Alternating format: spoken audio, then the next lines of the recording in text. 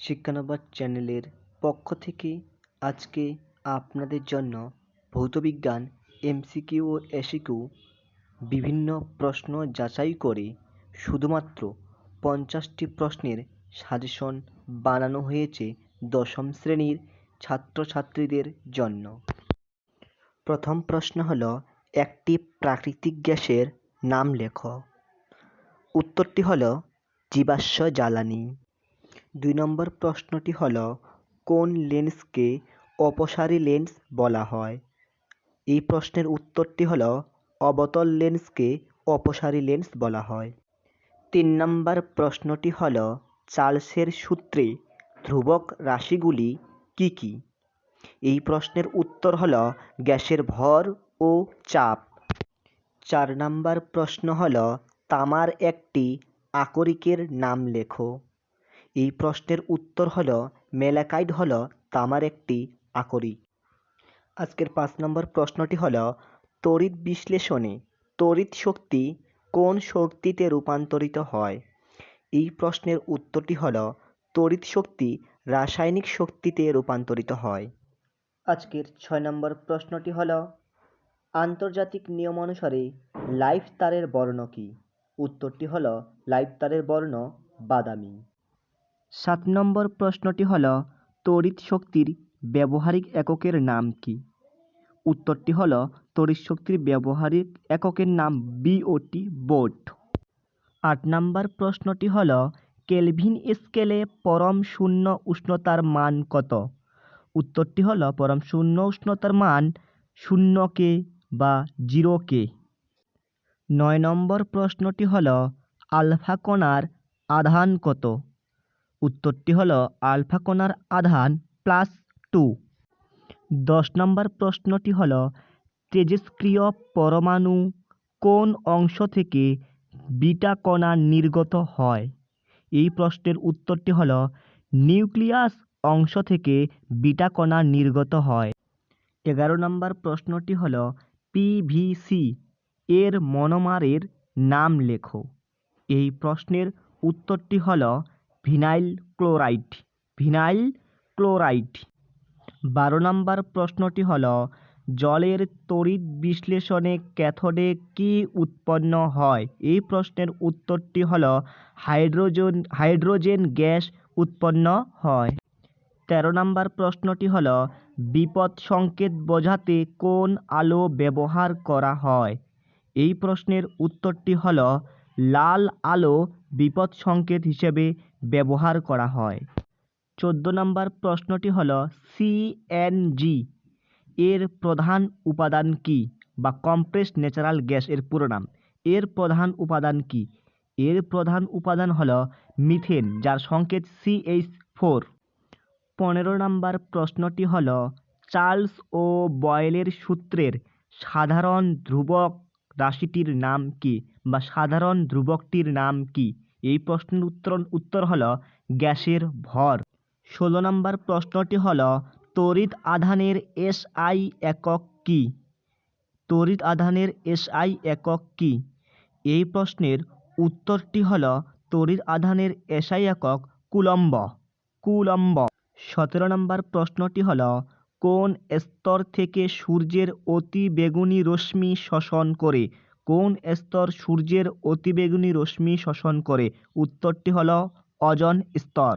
উত্তরটি হলো ওজোন স্তর। 18 নম্বর প্রশ্নটি হলো, দন্ত চিকিৎসকের দর্পণ কি প্রকৃতির হয়? এই প্রশ্নের উত্তরটি হলো অবতল প্রকৃতির হয়। 19 নম্বর প্রশ্নটি হলো, তড়িৎ প্রবাহের SI একক কি? এই প্রশ্নের উত্তরটি হলো অ্যাম্পিয়ার তড়িৎ প্রবাহের SI একক। 20 নম্বর প্রশ্নটি হলো, নাইট্রোজেন অণুতে কয়টি সংখ্যক সমযোজী বন্ধন থাকে? এই প্রশ্নের উত্তরটি হলো 3টি সংখ্যক সমযোজী বন্ধন থাকে। 21 নম্বর প্রশ্নটি হলো, বিভব প্রভেদের SI একক কি? এই প্রশ্নের উত্তর হলো ভোল্ট হলো বিভব প্রভেদের SI একক। 22 নম্বর প্রশ্নটি হলো, রোধের SI একক কি? রোধের SI একক কি? এই প্রশ্নের উত্তর হলো রোধের SI একক ওহম। 23 নম্বর প্রশ্নটি হল লোহার প্রধান আকরিক কী? এই প্রশ্নের উত্তরটি হল ম্যাগনেটাইট। লোহার প্রধান আকরিক ম্যাগনেটাইট। 24 নম্বর প্রশ্নটি হল একটি নিষ্ক্রিয় গ্যাসের নাম লেখো। এই প্রশ্নের উত্তর হল হিলিয়াম হল একটি নিষ্ক্রিয় গ্যাসের নাম। 25 নম্বর প্রশ্নটি হল ভিনেগার তৈরিতে ব্যবহৃত যৌগটির নাম কি? এই প্রশ্নের উত্তর হল অ্যাসেটিক অ্যাসিড। ভিনেগার তৈরিতে যৌগটির। 26 নম্বর প্রশ্নটি হল একটি বিজারক গ্যাসের নাম লেখো। এই প্রশ্নের উত্তরটি হল হাইড্রোজেন হল একটি বিজারক গ্যাসের নাম।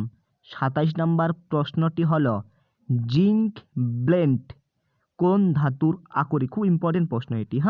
এই প্রশ্নের উত্তর হল জিঙ্কের আকরিক। 28 নম্বর প্রশ্নটি হল একটি অসম্পৃক্ত হাইড্রোকার্বনের নাম লেখো। এই প্রশ্নের উত্তরটি হল ইথিলিন। 29 নম্বর প্রশ্নটি হল ফিউজ তার কোন ধাতুর তৈরি? ফিউজ তার কোন ধাতুর তৈরি? এই প্রশ্নের উত্তরটি হল টিন ও সীসার তৈরি। 30 নম্বর প্রশ্নটি হল থার্মিট পদ্ধতিতে কোন ধাতু নিষ্কাশন করা হয়? এই প্রশ্নের উত্তর হল অ্যালুমিনিয়াম। এর সূত্র হচ্ছে Al। 31 নম্বর প্রশ্নটি হল এলপিজি এর প্রধান উপাদান কি? এই প্রশ্নের উত্তর হল বিউটেন হল এলপিজি এর প্রধান উপাদান। 32 নম্বর প্রশ্নটি হল একটি প্রাকৃতিক বর্ণালীর উদাহরণ দাও। এই প্রশ্নটি খুব ইম্পর্টেন্ট প্রশ্ন, আর এই প্রশ্নের উত্তরটি হল রামধনু হল একটি প্রাকৃতিক বর্ণালীর উদাহরণ। 33 নম্বর প্রশ্নটি হল একটি মুদ্রা ধাতুর নাম লেখো। এই প্রশ্নের উত্তর হল ব্রোঞ্জ হল একটি মুদ্রা ধাতুর উদাহরণ। 34 নম্বর প্রশ্নটি হল চাপের এসআই একক কী? এই প্রশ্নের উত্তরটি হল পাস্কাল। এই পাস্কাল হল চাপের এসআই একক। 35 নম্বর প্রশ্নটি হল বায়োগ্যাসের মূল উপাদান কি? এই প্রশ্নের উত্তরটি হল মিথেন। মিথেন হল বায়োগ্যাসের মূল উপাদান। 36 নম্বর প্রশ্নটি হল ফল পাকাতে কোন হাইড্রোকার্বন ব্যবহৃত